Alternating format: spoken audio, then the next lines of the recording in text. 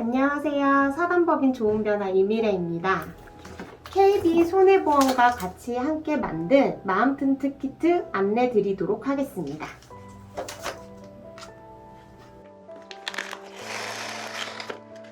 이렇게 포장을 뜯으면 메모 용지와 무드 트래커, 그리고 만다라 컬러링북, 설명서, 그다음 색연필이 한 구성으로 되어 있습니다. 무드 트래커 활용 방법에 대해 알려드리겠습니다.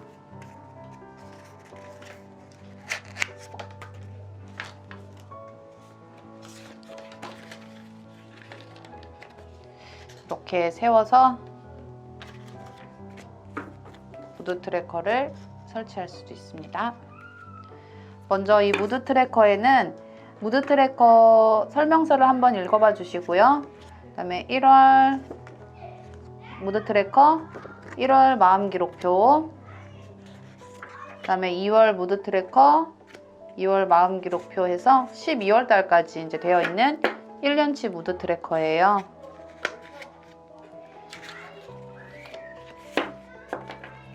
네, 무드 트래커에는 기쁨, 감동, 행복, 걱정, 슬픔, 분노의 이제 감정들이 들어 있습니다.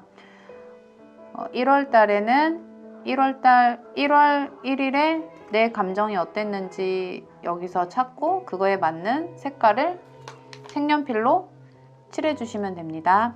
그 다음에 우리 친구들이 연령이 낮거나 이제 초등 친구들이 있는 경우에는 먼저 이 단어에 대해서 설명을 해주는 게 필요해요. 기쁨이란 단어는 무엇인가? 감동이란 단어는 무엇인가? 행복이란 단어는 무엇인가?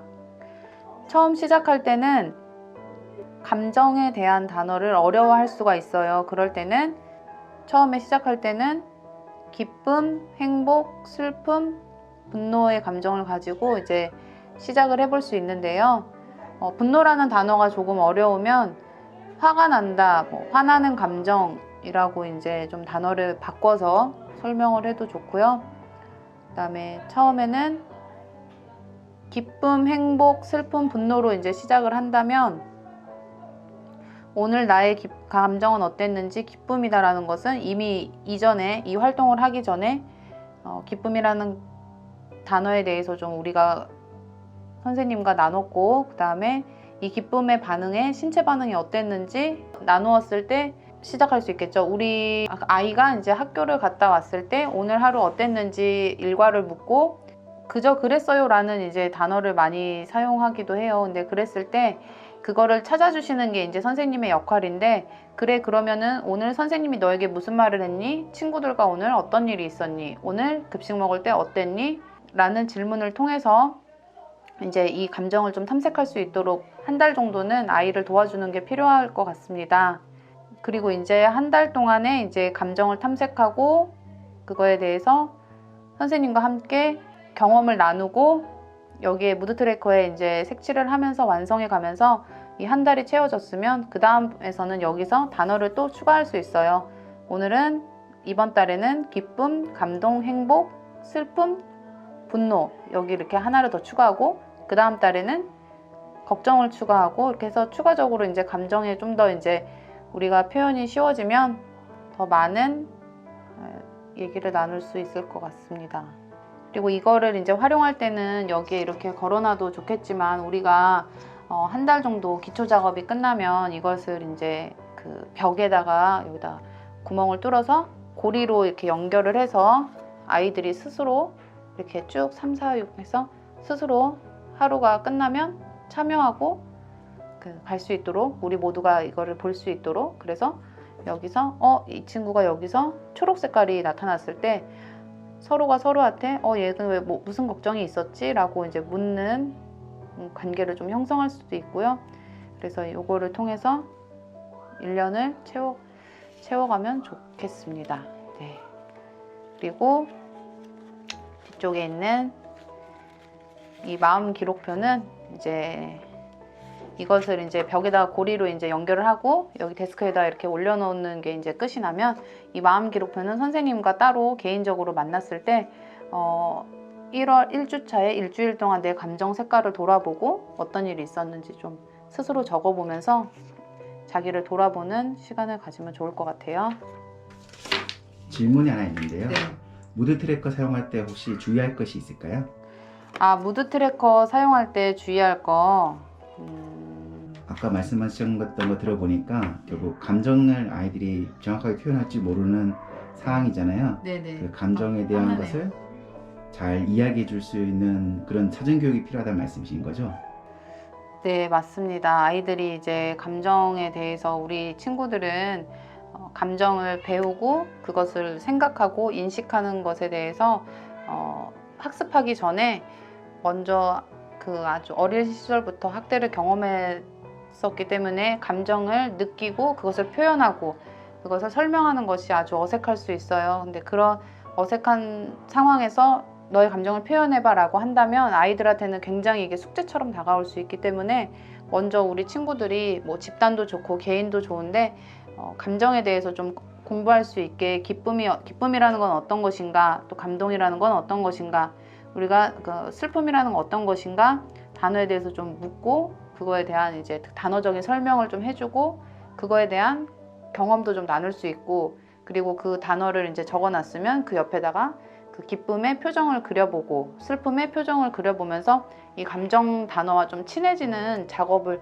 해준다면 아이들과 이 작업을 하는데 훨씬 수월할 수 있을 것 같아요. 그 아까 무드 트래커 패키지에 보니까 감정 설명 안내 페이지도 있던 것 같아요. 첫 네. 페이지인가?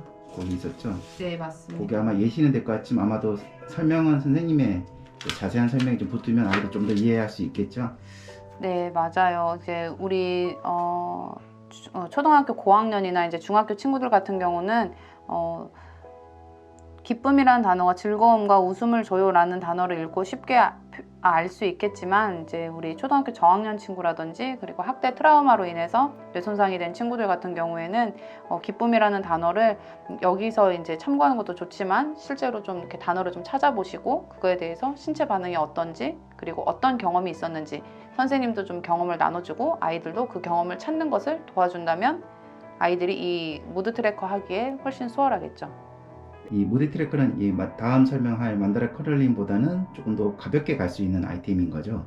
네, 맞습니다. 아이들과 좀 개인이나 집단 작업을 좀 하고 그 다음에 이제 한 달 정도 좀 이렇게 자연스러운 훈련이 된다면 그 다음에 이제 벽에다 걸어놓거나 여기 트레이에다가 끼워놓고 이렇게 좀 자유롭게 할 수 있는 활동이 되겠죠. 네네, 고맙습니다. 그럼 다음 만다라 컬러링 북은 어떤 것인가요?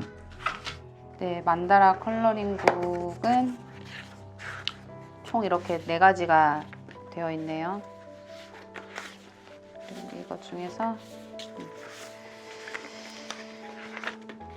보시면 좀 여기에 이제 만다라 예시로 볼 수 있는 그 이미지와 그 다음에 또 이제 이걸 펼쳐보면 아주 다양한 그림이 나옵니다.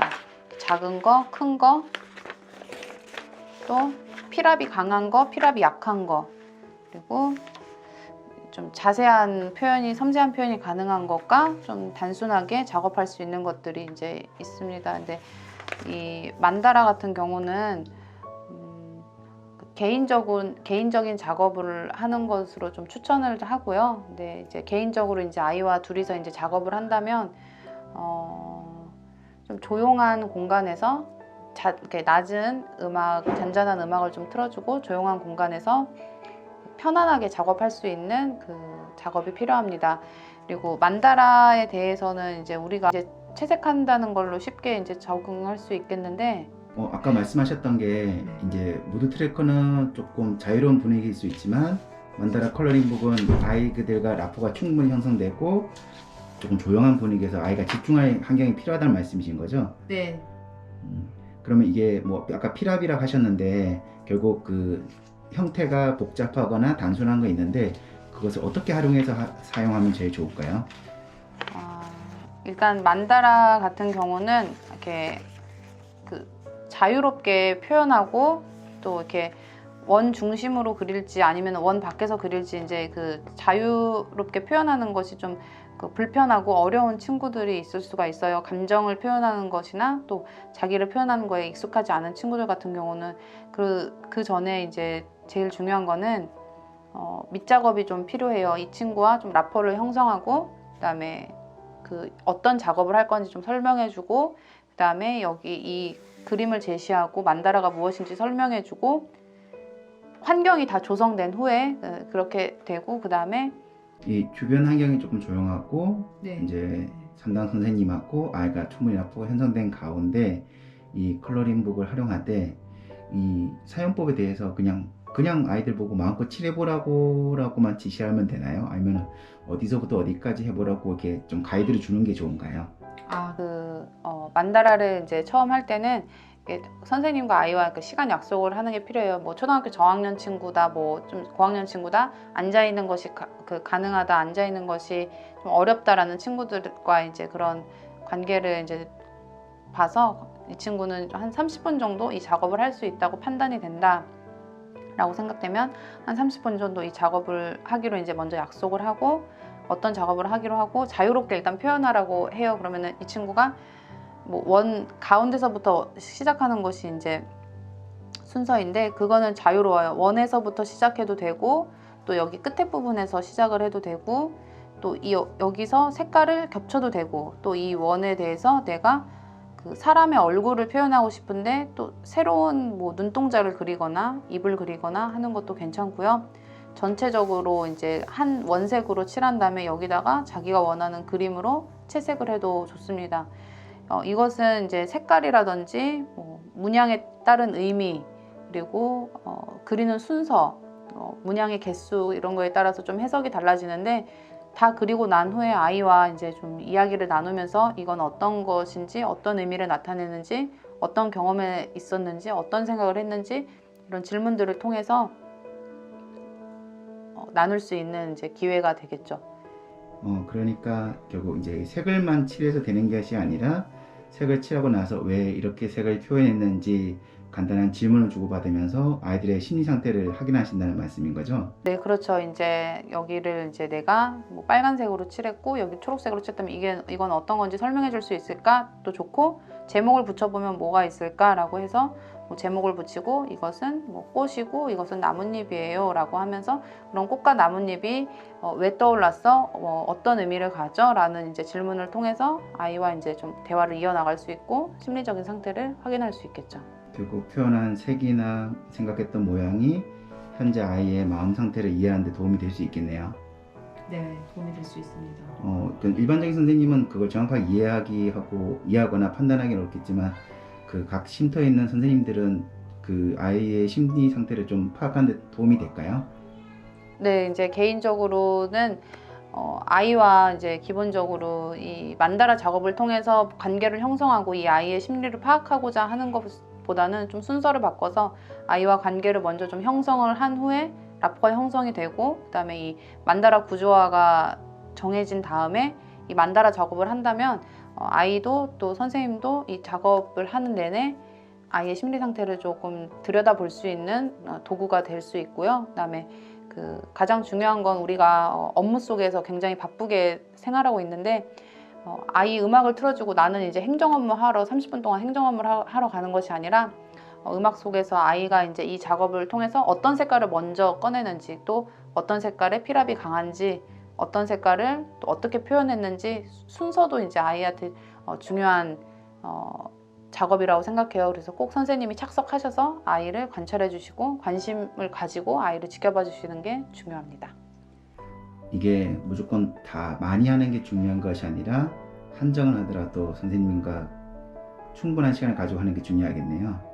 네, 만약에 이제 시간을 30분으로 약속을 했으면은 내가 그 작업이 이렇게 빨리 되는 친구들 같은 경우는 30분 안에 이거를 끝내고 이거에 대해서 이야기를 나눌 수 있지만 이러한 그 표현이라든지 자기 표현이 좀 어려운 친구들 같은 경우는 이 한 반 정도 부분을 이제 완성을 하고 시간이 다 지나면은 그 다음 시간에 이제 이 소중하게 보관된 이 종이를 다시 제공해서 다시 처음부터 이제 작업을 하는 게 중요하죠. 그럼 그 반 정도 작업이 된 후에 이 작업을 시작할 때는 아이한테 또 설명을 해주죠. 그 전에 네가 요만큼 작업을 했고 오늘은 여기를 작업할 거야. 다 완성하지 않아도 좋아 라고 이야기를 해주고 그때 여기서 이렇게 끝났어. 어디서부터 오늘은 시작해 볼까? 라고 질문을 해주면 아이가 훨씬 자연스럽게 이제 작업에 참여할 수 있을 것 같습니다. 고생 많으셨습니다. 네.